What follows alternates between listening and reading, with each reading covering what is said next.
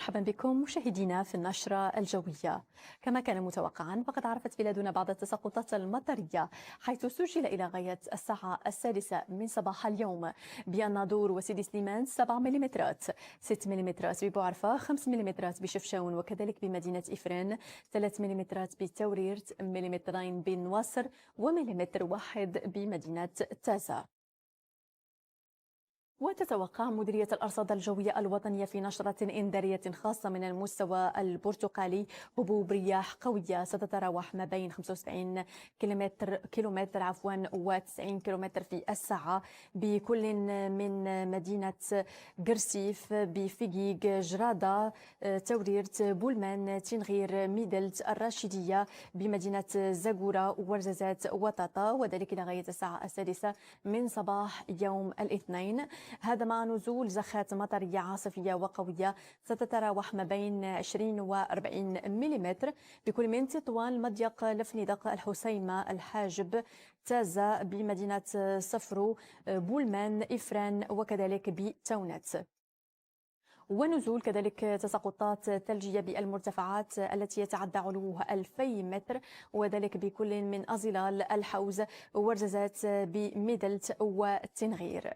وفي تحليل صورة الساطل نلاحظ أن الطقس نسبيا غائم بمرتفعات الأطلس بالجنوب الشرقي بمنطقة الريف بغرب الواجهة المتوسطية، هذا مع سماء قليلة السحب إلى نسبيا غائمة بالشمال الشرقي وكذلك بالجنوب الشرقي للبلاد. غدا بحول الله يتوقع بالمنطقة الشمالية نزول زخات مطرية ضعيفة ومتفرقة بالمنطقة الشرقية وكذلك بالسواحل الشمالية، مع تساقطات ثلجية بمرتفعات الأطلس، ونزول زخات مطرية عاصفية بهضاب الفوسفات والماس بمنطقة الشاوية، كذلك بالريف على الواجهة المتوسطية بالسيس وكذلك بمرتفعات الأطلس.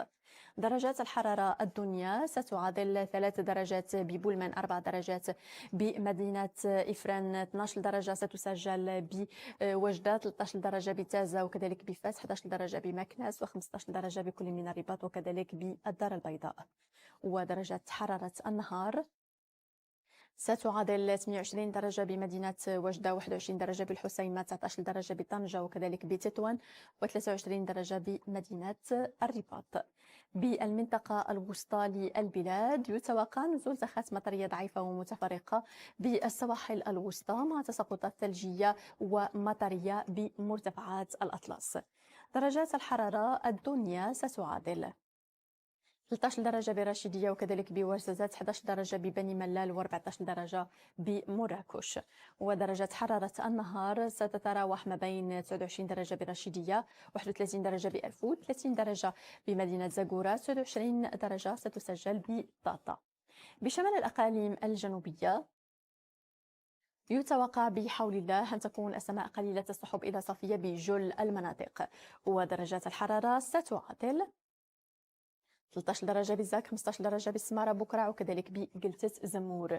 ودرجات الحرارة العليا ستعادل 26 درجة بالزاك، 25 درجة بمدينة طنطان، 24 درجة بالطرفاية، 26 درجة بالعيون، 24 درجة ببوجدور، 28 درجة بقلتة زمور.